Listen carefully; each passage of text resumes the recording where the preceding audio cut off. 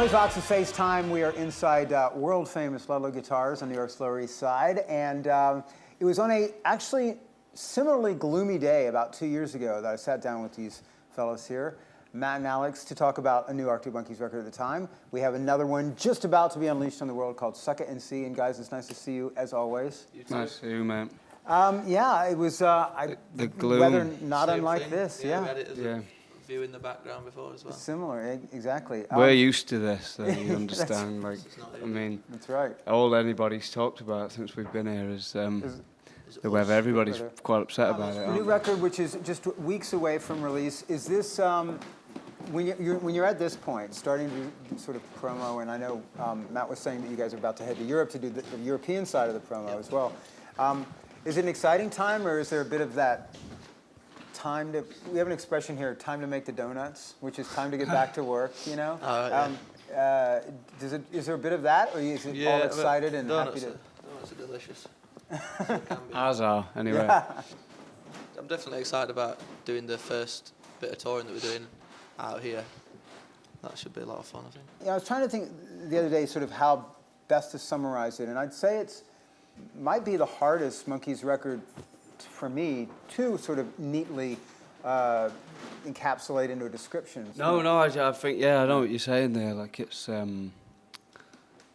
because there is like a side of it that definitely is kind of come from the sort of heavier side of the last one. Right.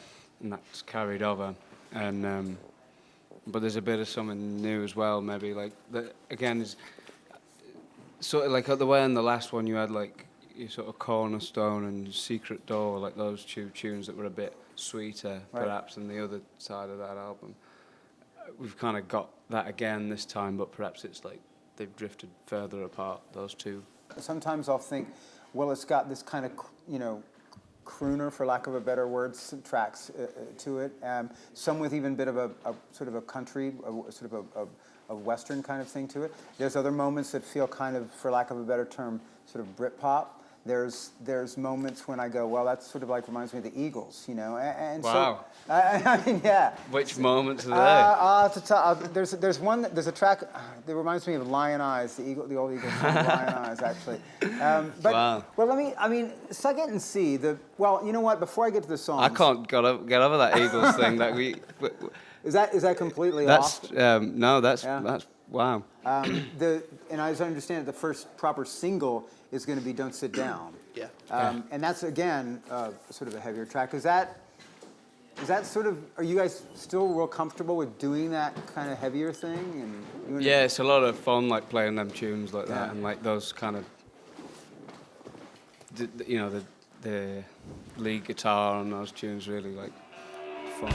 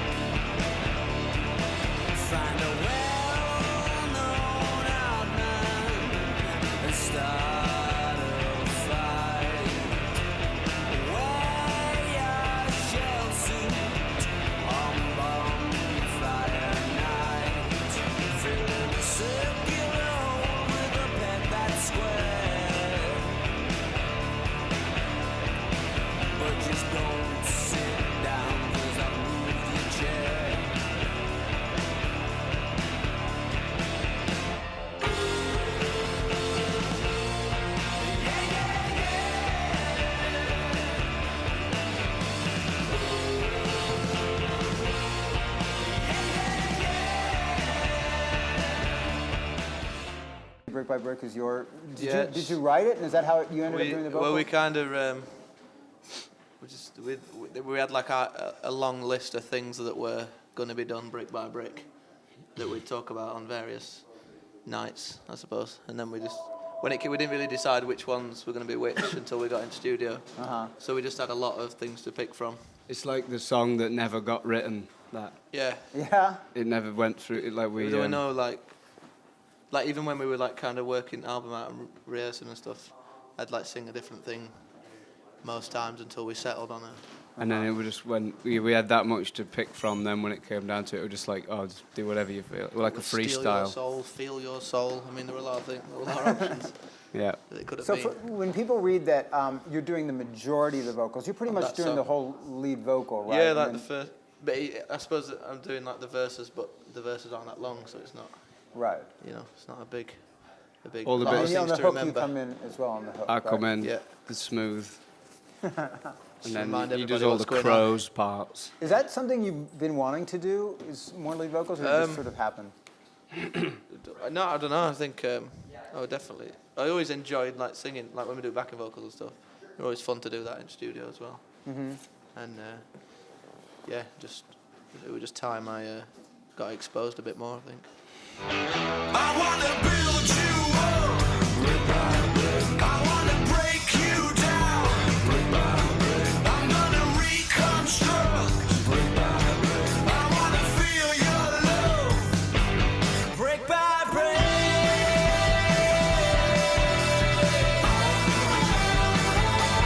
Brick by brick.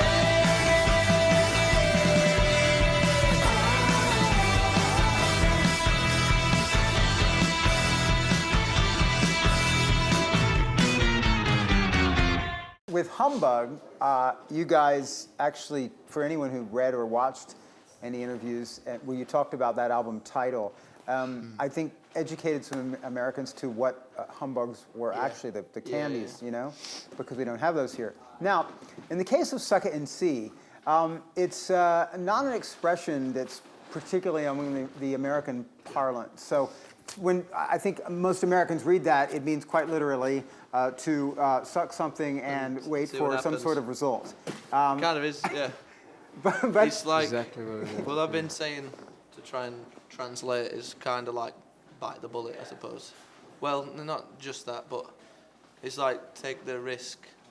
give it a try. What will happen might be good or interesting. Mm-hmm. It's what you would do with a humbug, I suppose. You don't necessarily know it's going to be chewy at the end. It might turn out really bad. Yeah. You might have a dud and it'll just be hard all the way. When and how Suck the did bullet. Suck the bullet. When and how did the title come to you, or was it? Been that. That's a bit too smell the glove, though, isn't it? I suppose. Yeah, yeah. Or did the title just come about because the song "Suck It and The See"? song, yeah, and the title of the song came about just because I had the I was just singing it like because I had that melody and you know, like in a sort of scrambled eggs yesterday kind of way.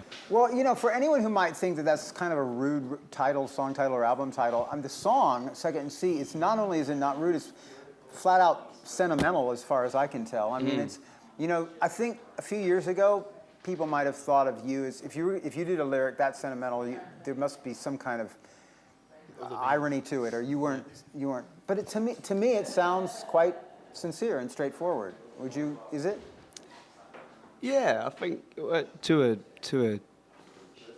I mean, you're cruel to me because I'm a fool for you, right? It's the hook line. There. Right?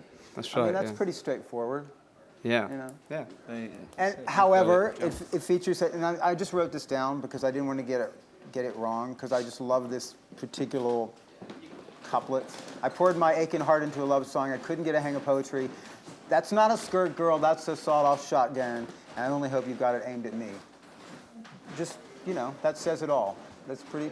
I'm glad you like it. Suck it and see you never know. Sit next to me before I go. Jigsaw women with hard shoes. Be cruel to me, 'cause I'm a fool for you. I poured my aching heart into a pop song. I couldn't get the hang of poetry. That's not a skirt, girl, that's a sawn-off shotgun. And I can only hope you've got it aimed at me. I think that it's more of a conventionally structured, straightforward song than maybe people would have associated with you with writing 4 or 5 years ago.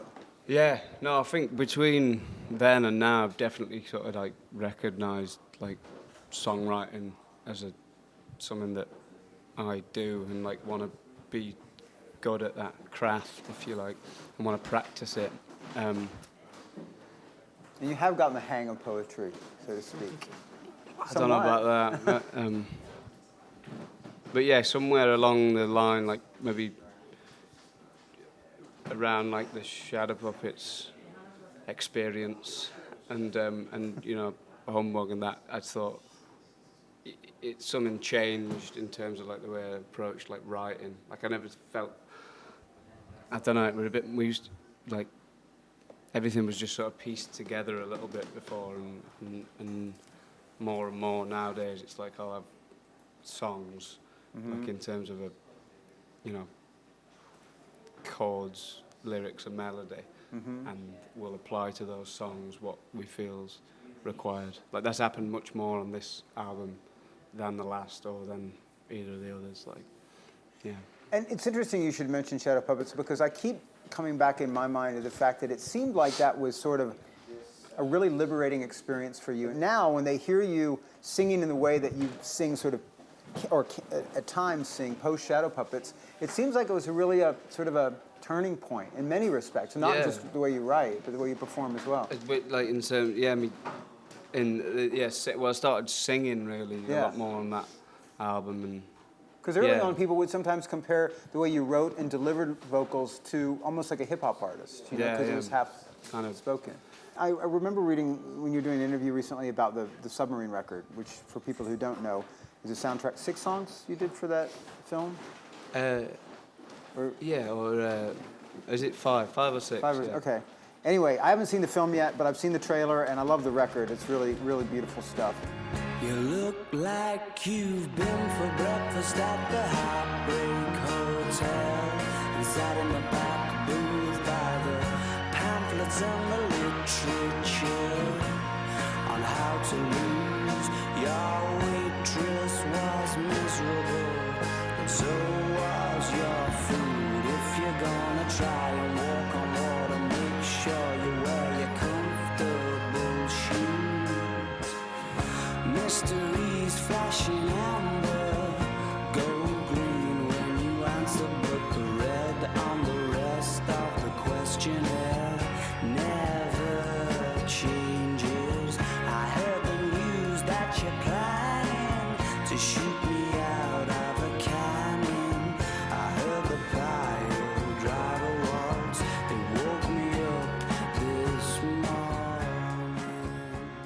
But in terms of like me writing songs or writing lyrics, each thing automatically kind of makes way or acts as a stepping stone for whatever the next tune is. Like, so I suppose like the last record I wrote for Humbug would have been like Cornerstone, which then kind of is very much related to the next bunch of songs I wrote, which were like the ones for Submarine. Transitions you into the next. And then the Submarine thing in turn like leads into most of the songs for this one. I mean, there's a few exceptions that kind of come around the outside or whatever, and we're like, oh, maybe we should. So would you, in the same way, would you say that the last songs written and recorded for this album are maybe pointing toward whatever is going to be coming next?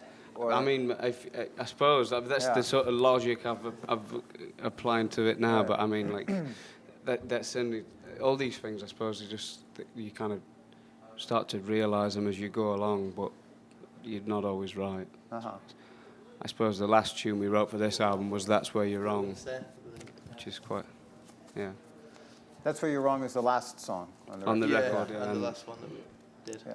Which is one of the more, I don't know how you're going to feel about this term, arena rock sounding songs. That's where we're going then. Okay, yeah? Okay. You worked in LA this time. Pretty much, was some stuff done in London before you got out there? Or we did like, just with like us and James Ford were in like a rehearsal space, and we did all that. We did like a lot of production like in that format, just us like rehearsing them and writing them and making them, like figuring out what we're going to be where, so we didn't have to do that in the studio. So we did that for a few weeks before Christmas, and then when we went out to LA, everything was ready to kind of record, and we could just concentrate on making it sound good. And I thought you were gonna be a New Yorker for good. You were gonna stay. And then all of a sudden, because we're very like there's this New York LA thing in this country, yeah. and you sort of like one one or or the the other. I have friends who ended up going to LA and loving it and staying, but I just could never do it because I'm not a, I like the dreary cut out weather for it. and not having to drive. But Yeah, that's it. Yeah, I can imagine it Yeah. exhausts you after a bit, but for the time that we were there and for what we were doing, it were perfect. Are you back living in London now? You're not here? I'm in London now, yeah, for the minute, yeah. Yeah. But could come back. So you don't miss New never York? know. No. Oh yeah, of Yeah. course, yeah. But So we'll see. does that is there any is it trying to read too much into it, saying that there is a bit of a West Coast thing to this record? I mean, I hear "Suck It and See the Song." I hear sort of like jangly birds-like guitars in there, And yeah, I mean most of it was written in New York. Oh, it was. So it was like, like last summer. So yeah, in my mind, maybe it reminds me more of here. I don't know, but yeah, like there's a, like you said, the birdsy thing, or even like Beach Boys or something like I always But not kind of Eagles. listen to. Not Eagles. But not, I mean, I sing Eagles at karaoke. Like, but, it's Well, my I'm only move. I'm sorry about Hotel that. Maybe California. I'll just withdraw that comparison. My mum was a big Eagles fan. I know a lot of Eagles Yeah. songs, so maybe it has crept in there somewhere. Perhaps. But I know about it. that's blown my mind a bit, John. Actually, you Well, saying my that. favorite track at the moment, probably, and actually, I'd say maybe the most different to what anyone's heard from you to date is, and I love the name too, the Hellcat Spangled Shalalala. Just because it's, I mean, Matt used the word, and then everyone ran with it, poppy, to describe this album. And I think it has a lot of implications, but in this particular song, I mean, yes, it is one of the popular tracks on the record.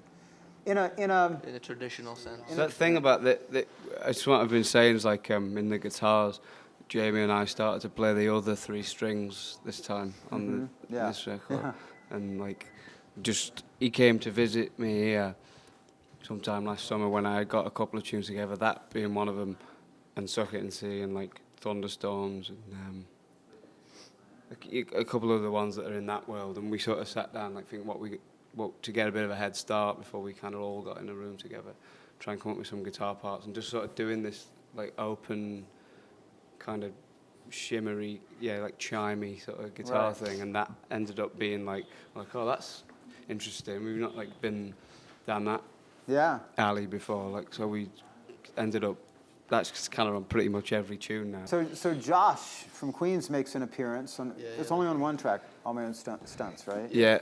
He came down and graced it with his BVs. They were in town recently doing the first album. How did you see it? I didn't make it, no, but I have some friends who went.